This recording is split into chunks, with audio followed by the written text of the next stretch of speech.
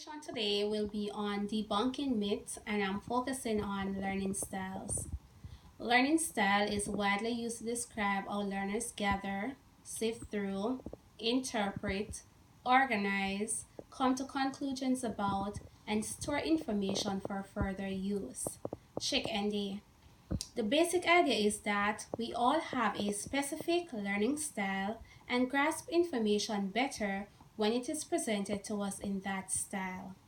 When I was doing my bachelor's, we were taught to create lessons that will meet the need of our students with different learning styles so that they can improve their academic performance. I believed everything I had learned about them. Chick pointed out that there is no evidence to support the idea that matching activities to one learning style improves learning. A research conducted in 2009 by four cognitive psychologists found that there is no virtual evidence supporting the idea of preferential learning. Carey 2014 posits that varied practice is better than focused practice. Based on this study, focusing on a preferred learning style will definitely not be setting our students up for success. The fact that there is no scientific evidence to support that ones learn best through their preferred learning style is what we refer to as a neuromyth. Neuromyths are misconception about the brain research and its application to education. McDonald et al. 2017. This is one of the most common myths that exist in education today. Most of us have been introduced to a learning style at some point and have identified which best suits us, but that doesn't mean we have one learning style. Neuroscience is a study of the function of the development of the brain. It is important to understand the functions of the brain as we are dealing with students whose brain is constantly experiencing change. Okenfire 2013 stated, when you talk to kids about neuroplasticity and the idea that their brain change, it changes the way they think about themselves. Teachers can increase students' intelligence by understanding the brain and how it works. This research by Okenfara also pointed out that incorporating frequent movement breaks, flexibility mindset, specific strategies, changing lesson structure to engage students, using repetition, or modifying the physical environment have all proven to work well for students.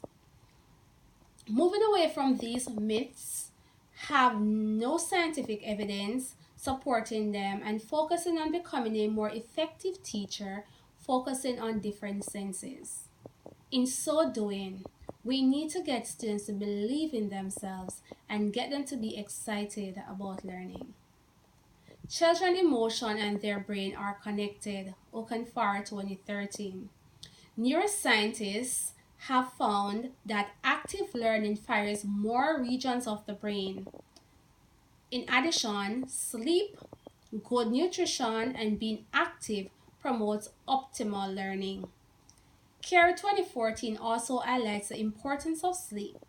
He stated, sleep plays a critical role in flagging and storing important memories, intellectual and physical.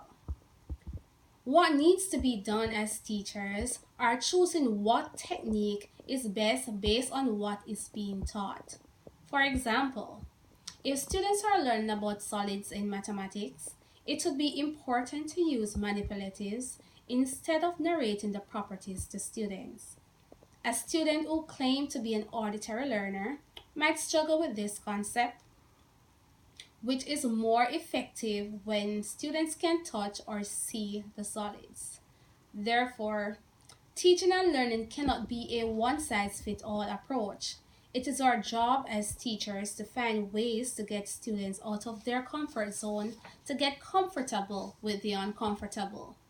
Ripple stated, we need to work on getting comfortable with the struggle in learning, the discomfort that comes from not knowing something. Neuroscience is important in education as it gives teachers a better understanding of shaping and molding the minds of our students as well as a better understanding of a child's development. It helps teachers to increase the mental capacity of their students and spacing learning for better comprehension. Carey 2014 pointed out that spacing can increase the amount you remember. Working on students' mindset will help them to remove the myth that most people believe. That's